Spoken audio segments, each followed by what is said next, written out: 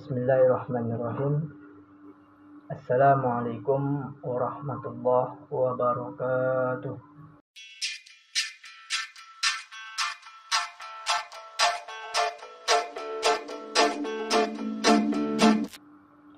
Alhamdulillah. Perkenalkan, nama saya Muhammad As'ad Arifin dari Lokal Hukum Keluarga C semester 6. Melalui video ini saya akan memenuhi tugas mata kuliah saya yaitu advokasi. Saya akan memenuhi tugas ujian tengah semester saya. Yaitu judulnya itu adalah Undang-Undang Advokat. Baiklah, yang pertama yang akan saya jelaskan adalah latar belakang lahirnya deskripsi Undang-Undang Advokat. Sebelum lahirnya Undang-Undang Nomor 18 Tahun 2003 tentang advokat tanggal 5 April 2003, Lembaran Negara Nomor 49 atau Undang-Undang Advokat, pengaturan tentang dunia pengacaraan, penasihat hukum dan advokat masih didasarkan pada beragam ketentuan, baik yang terdapat dalam produk hukum zaman kolonial sampai saat kemerdekaan, termasuk di dalamnya State Blade 1847 mengenai susunan kehakiman dan kebijakan mengadili, yang lazim disebut dengan RO. RO merupakan peranata hukum pertama yang mengatur tentang lembaga advokat di Indonesia, namun dengan politik diskriminasi atau dualisme yang mewarnai penerapan hukum di Hindia Belanda, RO sebenarnya diperuntukkan bagi kaula atau warga negara Belanda yang merupakan sarjana hukum lulusan universitas di Belanda atau lulusan sekolah tinggi di Jakarta. Dewasa ini terjadi banyak pro dan kontra pada proses penyumpahan advokat. Salah satu penyebabnya, Mahkamah Konstitusi mengukuhkan konstitusionalitas Pasal 4 Ayat 1 Undang-Undang Nomor 18 Tahun 2003 tentang advokat terkait kewenangan pengadilan tinggi.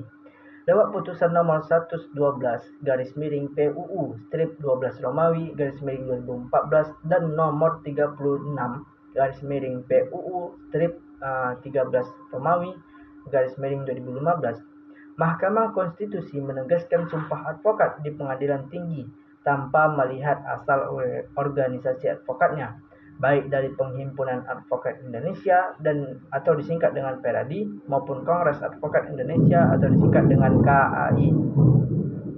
Dalam perkara ini, pasal yang dijadikan batu ujian adalah pasal 28D ayat 1, 2, dan 3, kemudian pasal 28H ayat 2 Undang-Undang Dasar 1945.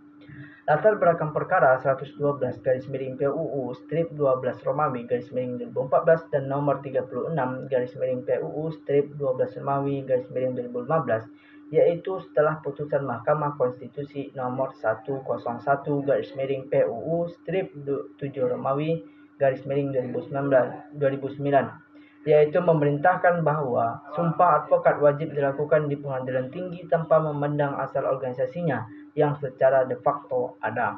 Namun pada prakteknya pengadilan tinggi hanya mau mengambil sumpah dari organisasi yang berasal dari PERADI. Mahkamah Agung juga memerintahkan kepada pengadilan tinggi untuk menolak sidang terbuka sumpah advokat yang diminta oleh organisasi apapun, kecuali PERADI. Hal inilah yang melatar belakangi diujinya kembali pasal 8 ayat 1 Undang-Undang Nomor 18 Tahun 2003 tentang advokat terhadap Undang-Undang Dasar Negara Republik Indonesia tahun 1945. Di sini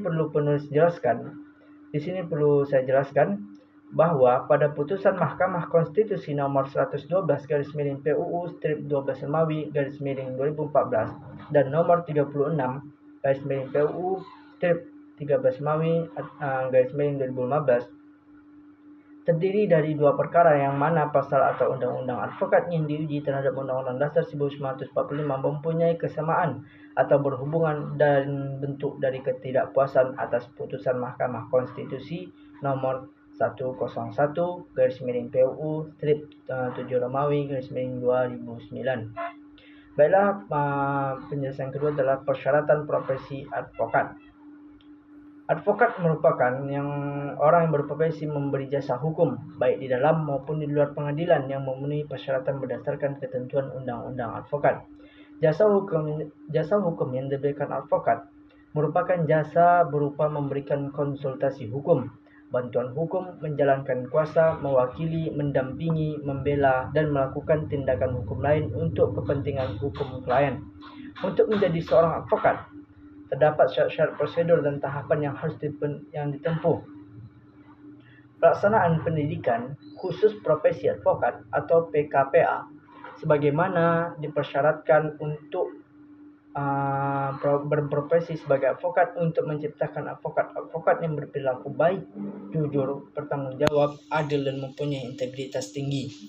PKPA dilaksanakan oleh organisasi advokat bekerjasama dengan perguruan tinggi sebagai penyelenggara.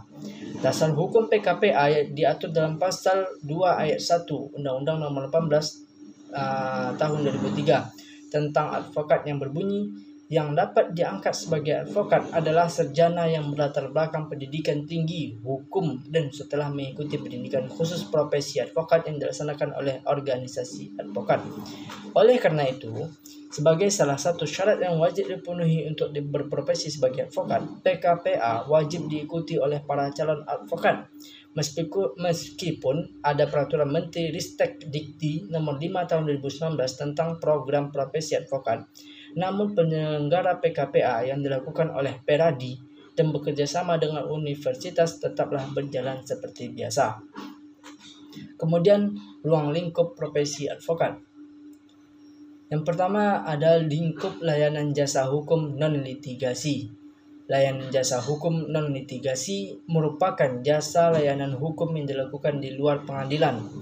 Upaya non-litigasi merupakan upaya pemberian jasa hukum yang meliputi seluruh tindakan hukum yang lazim dilakukan oleh konsultan atau advokat secara sah dan berdasarkan hukum dengan lingkup kerja sebagai berikut. Yang pertama, melakukan penelusuran dokumentasi hukum, menghimpun, mengkaji fakta-fakta hukum dan laporan empiris, serta menilai kualitas bukti berdasarkan hukum pembuktian dengan mengidentifikasi masalah dan fokus pada objek pokok dan mencari unsur-unsurnya, baik unsur subjektif maupun objektif. Kemudian legal drafting, yaitu merumuskan dengan formulasi dan dasar hukum yang jelas, serta menentukan langkah-langkah strategis penyelesaian dari permasalahan hukum seorang klien. Kemudian yaitu adalah melakukan pendampingan hukum di luar pengadilan.